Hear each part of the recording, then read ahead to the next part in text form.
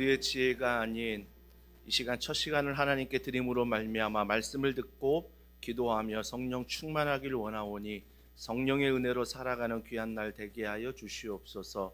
그리하여 세상의 지혜로운 것들이 세상에 미련하다 말하는 이 말씀과 하나님 안에서 어떻게 구원하시는지 어떻게 인도하시는지를 우리 기도 용사들을 통해 분명히 경험되어지는 귀한 날 되게 하시고, 살아가는 기도 용사들의 건강을 붙잡아 주시고, 그들이 간구하는 또 찾는 두드리는 모든 것들이 하나님의 마음을 알게 하시고 하나님의 뜻을 알아 순종하며 걸어가는 길에 반드시 하나님의 축복을 경험하도록 주여 불쌍히 여겨주시고 인도하여 주시옵소서. 모든 것 믿고 감사드리며 예수님의 이름으로 기도드립니다. 아멘. 우리 찬송가 183장입니다. 찬송가 183장 빈들의 마른 풀같이 함께 찬양하겠습니다.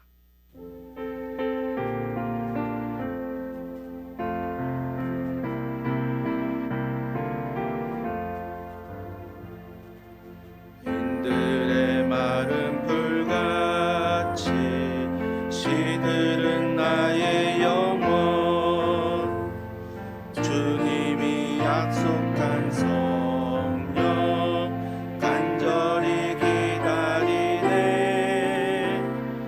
가물어 메마른 땅에 단비를 내리시듯 성령의 단비를 부어 새 생명 주옵소서. 반가운 빗소리 들려 산천이 춤을 추네. 봄비로 내리는 성령 내게도 주옵소서. 가물어 메마른 땅에 단비를 내리시듯 성령의 단비를 부어 새 생명 주옵소서. 절 따라 우로를 내려 조목이 무성하니 갈급한 내 심령 위에 성령을 부으소서. 가물어 메마른 땅에 단비를 내리시듯 성령의 단비를 부어 새 생명 주옵소서. 참되신 사랑의 언약 어길 수 있사오랴. 오늘의 흡족한 은혜 주실 줄 믿습니다. 가물어 메마른 땅에 단비를 내리시듯 성령의 단비를 부어 새 생명 주옵소서. 아멘. 하나님의 말씀은 고린도전서 2장입니다. 고린도전서 2장 1절부터 9절 말씀을 한 절씩 읽도록 하겠습니다. 형제들아, 내가 너희에게 나아가 하나님의 증거를 전할 때에 말과 지혜의 아름다운 것으로 아니하였나니, 내가 너희 중에서 예수 그리스도와 그가 십자가에 못 박히신 것 외에는 아무것도 알지 아니하기로 작정하였음이라. 내가 너희 가운데 거할 때에 약하고 두려워하고 심히 떨었노라. 내 말과 내 전도함이 설득력 있는 지혜의 말로 하지 아니하고 다만 성령의 나타나심과 능력으로 하여 너희 믿음이 사람의 지혜에 있지 아니하고 다만 하나님의 능력에 있게 하려 하였노라. 그러나 우리가 온전한 자들 중에서는 지혜를 말하노니 이는 이 세상의 지혜가 아니요 또 이 세상에서 없어질 통치자들의 지혜도 아니요 오직 은밀한 가운데 있는 하나님의 지혜를 말하는 것으로서 곧 감추어졌던 것인데 하나님이 우리의 영광을 위하여 만세전에 미리 정하신 것이라. 이 지혜는 이 세대의 통치자들이 한 사람도 알지 못하였나니 만일 알았더라면 영광의 주를 십자가에 못 박지 다 아니하였으리라. 같이요. 기록된 바 하나님이 자기를 사랑하는 자들을 위하여 예비하신 모든 것은 눈으로 보지 못하고 귀로 듣지 못하고 사람의 마음으로 생각하지도 못하였다 함과 같으니라. 아멘. 고린도라는 도시는 굉장히 무역적으로 활발한 도시였습니다. 무역적으로 활발했다는 것은 그만큼 부자였다는 거죠. 그만큼 나라가 살기 좋았습니다. 반드시 나라가 살기 좋아지면 백성들이 타락하게 되어 있습니다. 그러다 보니까 고린도 교회 안에서도 슬그머니 복음, 즉 말씀이 아닌 다른 것들이 들어오기 시작하는 거예요. 그래서 세상 사람들이 자꾸 세상 사람들은 그렇게 할지 몰라도 교회조차도 자꾸 어지럽게 되는 거죠. 말씀이 진리인데 자꾸 세상의 것들이 진리가 되는, 그래서 교회가 좀 어지러워지는 그런 상황 가운데 사도 바울이 계속해서 말씀을 전하고 있습니다. 그러면서 사도 바울이 전하는 1절의 말씀은 형제들아 내가 너희에게 나아가 하나님의 증거를 전할 때에 말과 지혜의 아름다운 것으로 아니하였나니라고 말합니다. 말과 지혜가 아름다운 거였대요. 왜? 당시는 그럴 수밖에 없었습니다. 당시는 말 잘하는 사람들이 먹고 사는 시대였습니다. 철학자들이 수사학을 전공한, 심지어 말하기를 배우는 그런 사람들이 월급을 받고 그 다음에 수익이 됐기 때문에 말 잘하는 사람들이 인기 있는 사람이었거든요. 그렇기 때문에 얼마나 다른 세상 사람들은 말을 잘하는지 지혜가 아름다운 것으로 알고 있던 시대였습니다.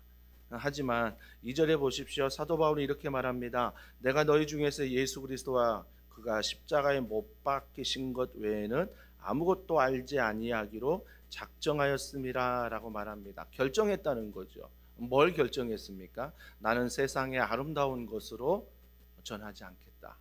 말로만, 그러니까 번지르한 말로만 전하지 않겠다. 그가 결정했다는 것입니다. 신앙생활을 하다 보면 신앙의 믿음의 한 요소 중에 결정이 있어요. 물론 주님의 선택이요, 주님의 인도하심이지만 그 인도하심과 은혜를 깨닫는 내가 결정해야 될 때가 있잖아요.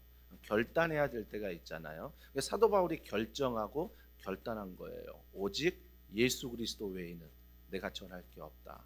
우리가 전도할 때 전도도 이게 흐름이 있지 않았습니까? 전도도 가서 외치는 전도가 있었고요.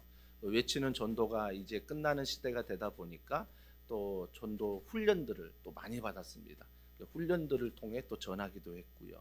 또 그러다가 또 좀 세대가 바뀌니 삶으로 전도하자 해서 이제 긍휼과 이웃사랑 이런 쪽에서 뭔가 모범을 보이는 그런 전도의 방식들을 취하고 있습니다. 포스트 모더니즘을 살아가는 이 시대에도 우리가 많이 연구를 해야죠. 어떻게 그들에게 전도를 할 수 있을까? 훈련도 받아야 되죠. 하지만 더 중요한 건 뭐예요? 내 마음의 태도와 결정이에요.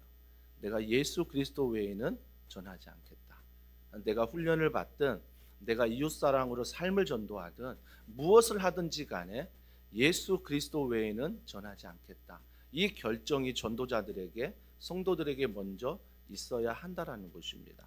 그렇다면 예수 그리스도만 전한다고 했는데 그 전하는 것 3절에 보니까 내가 너희 가운데 거할 때에 약하고 두려워하고 쉼이 떨었노라 라고 말합니다. 사도 바울이 왜 이렇게 떨었냐면 말씀에 보면 또 유대 전승에 보면 사도 바울이 말에 어눌한 사람이었습니다. 그러니까 글쓰기를 좋아했던 사람이지 말하는 게 능하지 않는 사람이었습니다. 그러니까 사도 바울보다 오히려 다른 사람들이 말 잘하는 분들이 많았잖아요. 그죠? 말 잘하는 사람, 오히려 바나바, 아골로 그런 동역자들이 말을 더 잘했어요. 사도 바울보다. 사도 바울은 말에 어눌한 사람이었습니다. 그러니까 뭐예요? 떨리는 거예요. 내가 예수 그리스도 이것만을 전하겠다고 말하는데 세상 사람들이, 나의 동역자들이 더 말을 잘하고 오히려 사람들이 그 말을 더 좋아하고 내 말은 듣지 않는, 그래서 내가 어눌하고 두려운 마음, 심히 떨은 마음으로 주님 앞에 가고 있다는 것. 저는 이게 어찌 보면 목회자나 우리 성도들이 좀 배워야 될 게 아닌가 싶습니다. 익숙해진 게 문제거든요. 익숙해진 게 문제입니다. 우리 교회는, 또 우리 다락방은, 또 우리 훈련은, 그 다음에 우리 직장은, 우리 가정은, 이게 익숙해지는 순간 떨림이 없어요. 떨림이 없다는 것은 긴장감이 없다라는 것입니다. 사랑하는 성도 여러분, 우리는 적당한 긴장감이 하나님 안에 필요합니다. 왜요? 하나님을 두려워할 줄 알아야 되거든요. 어느 순간 하나님을 두려워할 줄 몰라요. 그래서 하나님께 신앙생활은 하지만 다 내 뜻대로. 신앙생활은 하나님인데 나머지 열매와 결과는 다 내 뜻대로 돼야 되는 거죠. 참 재밌는, 우스운 신앙생활이 돼버린 거죠. 하나님이 나의 믿음의 대상이라면 하나님의 열매가, 말씀이 내 안에 맺어지고 내가 변화되고 하나님의 뜻을 쫓아가야 되는데 오히려 신앙생활이 거꾸로 돼버린 거죠. 하나님을 믿고 뜻은 내 뜻대로, 내 결론대로. 이게 긴장감이 없기 때문이에요. 하나님을 두려워하지 않기 때문입니다. 우리가 하나님을 두려워한다는 것, 물론 하나님의 경외라는 것은 두려워하는 마음과 사랑하는 마음이 있어야 되는 거죠. 말라기 마지막 책, 제가 얼마 전에 연구했지만 그 책을 보면 말라기에서 항상 하나님이 책망하는 대상은 제사장이었습니다. 그 당시 예배에 앞장섰던 목회자들, 그동안 앞장섰던 성도들 있잖아요. 그런 분들, 예배에 열심인 분들, 교회에 열심인 분들, 말라기 1장부터 4장까지 계속 그들을 향해 주님이 책망하고 있다라는 것입니다. 근데 그 책망이 1장부터 4장까지 흘러가는 동일한 공통점의 책망은 뭐예요? 돌아오라는 거예요. 돌아오라. 아니 우리가 예배 드리는데, 아니 우리가 훈련 받는데, 아니 내가 헌신하는데, 아니 내가 교회에서 열심히 헌금하고 열심히 하는데 자꾸 주님은 나에게 뭐라고 말씀하세요? 하나님은 돌아오라, 돌아오라, 돌아오라. 그러니까 거기에 앞장서 일하는 성도들이 뭐라고 말하냐면, 뭘 대체 돌아오라는 거냐, 내가 주님 어떻게 더 사랑해야 되냐, 내가 주님 앞에 더 어떻게 헌신해야 되냐, 이 정도도 최선을 다하고 있는데, 근데 주님은 돌아오라, 돌아오라, 돌아오라, 돌아오라 계속 말씀하세요. 무슨 마음으로 돌아오래요? 경외함이 없대요. 너희가 예배를 드려도, 너희가 교회 신앙생활을 해도, 가정에서, 직장에서 하나님을 경외하는 마음이 없이 안 돼요. 너무나 익숙해져 버린 거죠. 그러니까 그건 신앙생활이 아니라 뭐예요? 종교생활 하는 거예요. 종교생활.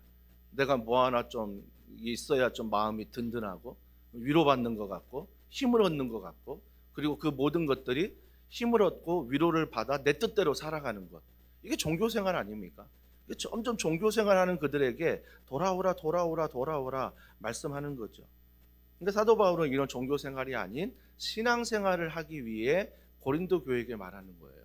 내가 하나님 앞에 두렵고 떨린다. 두렵고 떨린다. 4절에 보세요. 내 말과 내 전도함이 설득력 있는 지혜의 말로 하지 아니하고 다만 성령의 나타나심과 능력으로 하여 너희 믿음의 사람의 지혜에 있지 아니하고 다만 하나님의 능력에 있게 하려 하였노라라고 말합니다. 우리 이런 고백 정말 좀 본받아야 될 것 같아요. 신앙생활할 때 내 말로 신앙생활할 때가 얼마나 많은지 몰라요. 내 소견에 오른 대로 제가 누누이 강조하는 것, 믿음이 아닌 신념으로 신앙생활 하시는 게 얼마나 많은지 몰라요. 그래서 사도 바울은 결정했다고요. 예수 그리스도만 전하기로. 근데 예수 그리스도 전하는 어떤 걸 전하느냐? 4절에 다시 한번 보세요. 내 말과 내 전도함이 설득력 있는 지혜의 말로 하지 아니하고. 설득력 있게 자꾸 도시를 연구하고 문화를 연구하고 이웃을 연구하고 필요하죠. 저희도 개척 때 물론 서천동이란 지역을 모르고 하나님께서 이쪽으로 인도하여 개척을 했지만 지역사회에 대한 조사도 하잖아요. 학교, 그 다음에 우리가 교회, 그 다음에 좀 복음이 필요한 세대가 어떻게 구분되어 있고 몇 세대가 이쪽에 있는지, 용인과 화성과 수원 지역의 대략 이런 것들을 파악하잖아요. 그런데 사도 바울이 말하는 건 이 파악도 중요하지만 중요한 것은 그들의 파악이나 그들의 문화나 그들의 말로 하지 않겠다는 거죠. 그건 뭐예요? 세상 사람들은 예수 그리스도를 듣기 싫거든요. 세상 사람들은 다른 걸 듣기를 원하는 거예요. 뭘 듣기를 원합니까? 뭐 다를 수도 있지만 예수 믿어. 알았어 내가 믿을게. 그러면 내가 가지고 있는 이 복받기 원하는 것들 복을 받을 수 있을까? 이게 해결될까? 이게 더 궁금한 거죠. 그러니까 내가 예수를 믿기 전에 가지고 있는 이 소원이 그럼 너가 말하는 그 신인 그 예수님을 하나님을 믿을 때 내가 가지고 있는 이 문제가 해결되냐는 거예요. 이게 이제 기복신앙이라고 하지 않습니까? 무조건 예수 믿으면 복 받아야 돼. 무조건 기도하면 해결돼야 돼. 이게 기복신앙이잖아요. 기복신앙. 그럼 이 기복신앙을 우리가 계속해서 가지고 가면 세상의 다른 종교와 다를 게 없다는 거죠. 왜요? 그들도 그들 신을 통해 복 받기를 원하거든요. 우리도 하나님을 믿는데 복 받기를 원해서 믿는다. 물론 하나님이 이미 우리를 복이다라고 말씀하셨습니다. 너는 복이야. 그런데 그 복이 세상의 복과 하나님이 주신 복이 다르다는 거죠. 이걸 믿고 우리는 걸어가는 거죠. 이걸 믿고. 그래서 사도 바울이 설득력 있는 지혜의 말로 하지 않는다. 성령의 나타나심. 성령이 말씀의 저자 아닙니까? 그러니까 여러분이 어눌한 내 말이나 어눌한 내 지혜로 하지 아니하고 내가 철저히 예수 그리스도만 전하는데 거기에서 변증하거나 논리적으로 설명하거나 무언가 내가 자꾸 내 말을 섞는 게 아니라 나는 온전히 성령을 의지하여 오늘도 예수 그리스도만 증거하기를 원한다.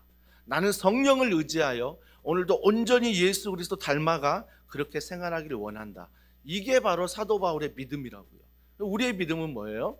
우리의 믿음 또한 온전히 성령을 의지하여 그 성령의 저자이신 말씀을 들을 때 읽을 때 깨닫도록 기도하고요. 말씀 들으면 졸리고 말씀 들으면 다른 게 생각나고 말씀 들으면 헷갈리고 말씀 들으면 자꾸 다른 엉뚱한 걸로 해석하고 이건 정말 잘못된 신앙생활이다. 말씀을 들을 때 성령으로 충만하다는 것은 그 말씀이 내게 들리고 그 말씀이 내게 결단이 되고 그 말씀을 내가 오늘도 순종하며 실천하는 게 성령 충만이에요. 이거 다 하지 않고 말씀을 연구한다고 주석을 보고 책을 보고 아무리 쫓아가 유튜브를 통해서 말씀을 들어도 그 말씀은 전혀 내게 예수 그리스도의 능력이 나타나지 않는다라는 거예요. 그건 세상 사람도 그렇게 공부할 수 있기 때문에. 그러나 그 말씀 안에 우리가 할 수 있는 건 성령을 의지하여 오늘도 성령께서 나에게 말씀하시고 이 말씀이 내게 깨달아지게 하시고 깨닫는 말씀을 순종할 수 있도록 도와달라고 의지하는 성령. 이 성령 하나님만 사도 바울이 의지한다는 거예요. 그러니까 우리가 날마다 성령 충만하지 않으면 어느 순간 말씀이 내게 떠나 있는 걸 느끼게 되는 거죠. 말씀을 읽어도 아무 감동이 없고 말씀을 들어도 아무 감동이 없고 오늘도 그냥 예배 드렸다. 오늘도 그냥 기도했다. 오늘도 그냥 그렇게 살았다. 살아냈다. 여기에 만족하는 거죠. 그러니까 복음의 사람이란 게 굉장히 무기력해 보이는 거예요. 그냥 살아낸 게 믿음이래요. 그냥 위로받은 게 믿음이래요. 그러면 세상의 종교와 다를 게 뭐냐고요. 정말 하나님을 믿는다는 것은 말씀이 성령의 저자가 내 안에 들어와 그 성령이 내 안에 증거가 되어 그 성령이 말씀을 들을 때나 읽을 때나 깨닫게 하여 그 말씀에 회개하게 하고 그 말씀에 순종하게 할 때 내가 하나님의 사람으로 변화되는 것, 이게 바로 하나님이 주시고자 하는 놀라운 기적이요 능력이라는 거죠. 그래서 말씀 안에 나는 날마다 새로운 피조물인 거죠. 날마다 새롭게 되는 거죠. 날마다 새롭게 되는 것. 이게 성령의 나타나심과 이 능력만 나는 의지하여 전하겠다. 그럼 우리는 뭘 의지하여 살아가요? 오늘도 뭘 의지하며 살아가겠습니까? 여러분 결정해야 되잖아요. 여러분 선택해야 되잖아요. 또 여러분이 복만을 추구하고 하나님을 믿는데 내가 원하는 것만 추구한다면 성령이 그곳에 일할 공간이 없는 거예요. 우리는 자꾸 성령이 일할 수 있는 공간을 주어야 됩니다. 내 뜻이 있지요. 내 생각이 있지요. 내 계획이 있죠. 하지만 그걸 하나님께 가지고 나아가 성령 안에 지혜를 구하고 성령 안에 은혜를 구할 때 성령께서 그 모든 원함에 있어서 우선순위를 정하게 하시고 질서 있게 하시고 포기하게 하시고 내려놓게 하시고 돌아서게 하시고 다시 주님 앞에 어떤 모습으로 나와야 되는지를 알려주신 분이 성령 하나님이에요. 근데 이 성령 하나님을 의지하지 않고 성령 하나님을 전혀 초대하지 않고 내 힘으로 살아간다면 과연 그게 예수 그리스도를 증거하는 것일까?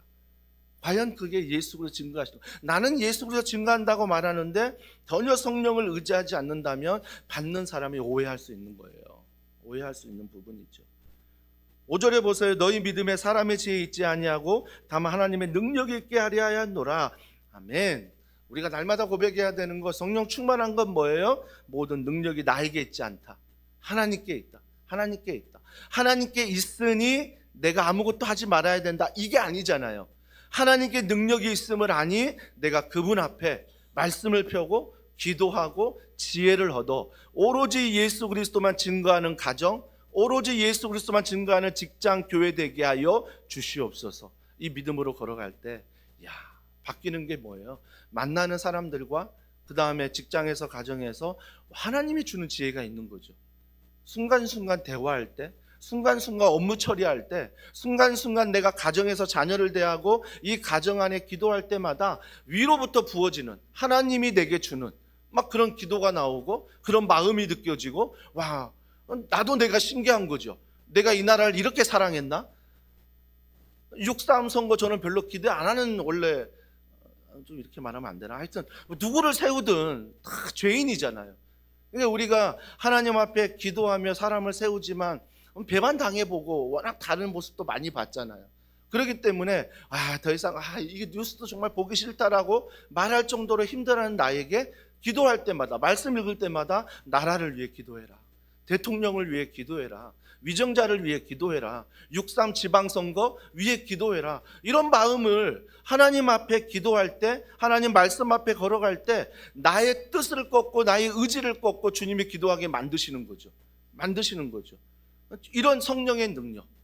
그래서 알게 되는 거죠. 하나님이 세상을 이처럼 사랑하사, 하나님이 이 세상을 사랑하시구나, 저 영혼을 사랑하시구나, 알게 되는 거죠. 하나님 말씀 앞에 설 때. 그러나 우리가 온전한 자들 중에 지혜를 말하노니 이는 이 세상의 지혜가 아니요 또 이 세상에서 없어질 통치자들의 지혜도 아니요 오직 은밀한 가운데 있대요. 은밀한 가운데. 그게 1절이잖아요. 형제들아 내가 너희에게 나아가 하나님의 증거를 전할 때에 말과 지혜 아름다운 것으로 아니하였다. 그 비밀이 뭔지 아니? 7절에 나오잖아요. 오직 은밀한 가운데 있는 하나님의 지혜를 말하는 것으로서 곧 감추어졌던 것인데 하나님이 우리의 영광을 위하여 만세전에 미리 작정하신 것이라. 여러분, 만세전이래요.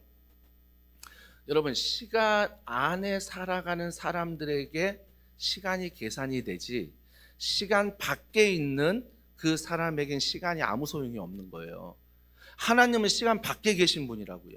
시간 밖에, 시간을 만드신 분이잖아요. 시간 밖에 계신 분이 우리가 생각할 때 6일 창조했대. 그럼 24시간 계산해가지고 몇 시간 만에 세상을 창조했네. 이런 시간 안에 있는 우리의 계산이 시간 밖에 있는 시간을 만드신 분의 계산과 다르다는 거죠. 이게 우리가 생각하는 시간, 이때 반드시 응답해야 됩니다라는 것과 시간 밖에 시간을 창조하신 분의 응답하는 때는 다르다는 거죠. 근데 우리는 언제나 시간 안에서 시간을 계산하려고 하는 거죠. 그러니까 우리가 하나님을 믿는다는 것은 내 시간을 하나님께 맡겨드리는 거예요. 내가 계산하는 24시간이 아니라 시간 밖에 시간을 창조하신 그분이, 무한하신 그분이, 영원하신 그분이 내 기도의 응답에 반드시 좋을 때, 선할 때 응답해 주신다.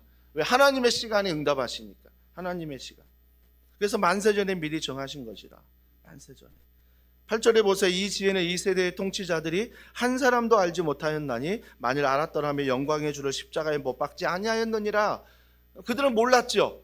그냥 십자가에 못 박는 것, 그냥 그가 메시아라고 말하니까, 그게 하나님이라고 말하니까 신성모독으로, 또 자기의 직업들이 사라지니까 나보다 말을 더 잘하네, 나보다 사람들이 더 따르네, 이게 근근히 미움, 다툼, 시기, 질투가 일어난 거죠. 그래서 종교 지도자들이 저 사람을 없애버려야 되겠다. 그래서 신성모독으로 죄를 써서 없애버린 거죠. 이게 유대인이 뭐라고 말해요? 어떻게 나무에 달린 자가 하나님이냐? 그때 나무에 달린 자들은 다 죄인들이었거든요. 어떻게 나무에 달린 자가 하나님이냐? 유대인들 따졌잖아요. 헬라인들이 뭐라고 말해요? 어떻게 그 하나님이 십자가를 지느냐? 십자가를 지면 안 된다. 죄인만 십자가 지는 거다.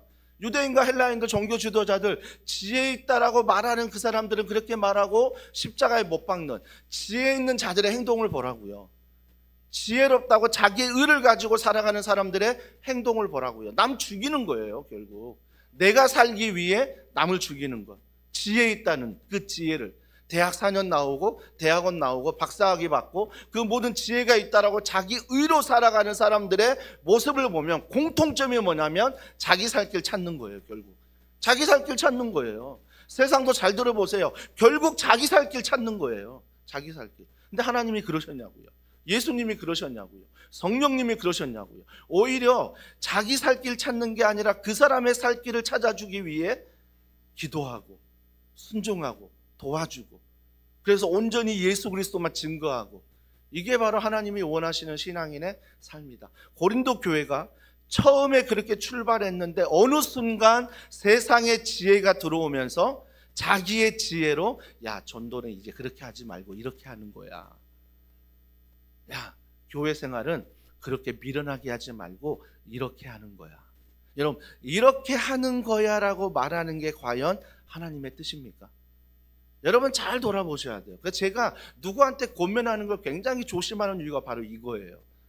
이렇게 하는 거야 라고 말하는 게 과연 하나님이 원하는 뜻일까? 아니면 내 개념일, 내 경험일까? 내 신념일까? 이것들을 잘 구별해서 정말 하나님이 말하는 이렇게 하는 거야 라고 말하면 망설이면 안 되죠. 왜요? 그 말을 했을 때 그 사람은 전혀 상처받지 않거든요. 왜? 하나님의 말이기 때문에. 여러분, 이게 능력이에요. 하나님의 말은 상처가 안 돼요. 그런데 내가 경험하고 내가 신념하는 그 말을 전할 때부터 상처가 되고 아픔이 되는 거죠. 여러분, 희한한 게 뭔지 아세요? 주일날 설교하면 어느 성도들이요, 어떻게 목사님이 그런 나의 사정을 아실까? 누구에게 들으셨습니까? 간혹 가다가 물어보는 분들이 있어요. 저는 못 들었거든요. 하나님 말씀, 본문도 이미 정해진 하나 바이블을 통해서 그 본문 가지고 묵상하면서 저는 전할 뿐이거든요. 어느 타겟을 두고 본문을 정하거나 말씀을 전하지는 않거든요. 하나님이 주시는 대로 그 본문 안에 성령을 의지하여 한 주간 말씀을 준비하여 하는 거거든요. 근데 어떤 성도들은 은혜 받았대요. 어떤 성도는 상처 받았대요. 여러분, 그 이유가 뭔지 아십니까? 상처받은 이유의 공통점은 딱 한 가지예요. 내가 원하는 게 있기 때문이에요. 내가 바라는 게 있기 때문이에요. 아니, 왜 목사님이 내가 원하는 거 말해주지 않지? 왜 순장님이 내가 이거 원한다는데 왜 해주지 않지? 온통 신앙생활이 내가 원하는 거예요. 그러니까 만나는 사람마다 상처지요. 왜? 내가 원하는 거 안 주니까, 내가 원하는 거 말하지 않으니까. 만나면 내가 싫어하는 예수님만 말하고, 내가 싫어하는 말씀만 말하고, 내가 싫어하는 말씀만 나누니까 이게 너무 싫은 거죠. 이게 신앙생활이 뭐예요? 계속 어린아이예요. 사도 바울이 말하잖아요. 언제까지 너에게 젖을 주며 언제까지 어린아이처럼 신앙생활 할래? 이제는 좀 밥 좀 먹어라. 아니, 아이들이 자라면서 이유식 먹고 아이들이 밥도 먹고 아이들이 커서 고기도 먹는데, 아니, 아이들이 성장하면 그렇게 먹는데 너는 왜 이렇게 신앙생활 하는데 어린아이처럼 젖만 먹니? 언제까지 우쭈쭈하고 언제까지 이렇게 위로받고 언제까지 능력만 받을래? 아니, 그러지 말고 작은 능력이라도, 작은 응답이라도 순종해 보라는 거예요. 말씀에 대한 믿음을 가지고 순종해 봐라. 그 순종이 안 될 때 좀 성령도 의지해 보고, 말씀도 펴보고, 내가 기도도 해보고, 좀 이렇게 몸부림치면서 안 되면 안 되는 거야, 순장님이 기도해 주겠지, 이렇게 신앙생활 하지 말고 내가 직접 몸부림쳐보고, 내가 부딪혀보고, 내가 기도해보고, 내가 의지해보고, 내가 하나님 안에서 하나님의 자녀란 믿음을 가지고 좀 걸어가 봐라. 예수 그리스도 의지하고 걸어가 봐라. 사도 바울이 지금 고린도 교회를 향해 이 말씀 증거하는 거예요. 여러분, 이 말씀이 목회자인 저에게, 우리 더원 사랑의 교회, 정말 여러분들은 잘하고 있는데 새벽에 나온다는 이유 하나만으로 이 설교 또 듣고 있는 거예요. 우리들에게 주는 하나님의 사랑의 권면 잘 듣고 오늘도 오로지 예수 그리스도, 그분 안에서 걸어가는, 그분을 나타내고 그분을 증거하는 귀한 날 되기를 주님의 이름으로 축복합니다. 기도하겠습니다. 안타까운 건 이거예요. 신앙생활 하면서도, 하나님을 믿으면서도 세상에서 헤어나오지를 못해요. 온통 세상 이야기고 온통 세상 걱정, 근심뿐이에요. 물론 우리가 이 땅을 살기 때문에, 죄인이기 때문에, 연약하기 때문에 그럴 수밖에 없어요. 그런데 하나님이 연약하냐고요? 말씀이 죽었냐고요?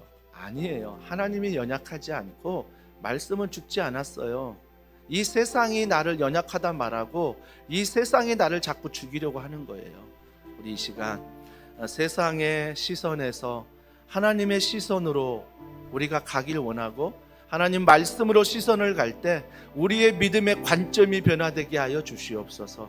나의 생각이 아니라 하나님의 생각을 알게 하시고, 그래서 내 삶이 가정과 직장과 교회 안에 온전히 예수 그리스도만 증거되며 나타나게 해달라고 여러분 기도하시고요. 또 주일 예배를 위하여 기도합니다.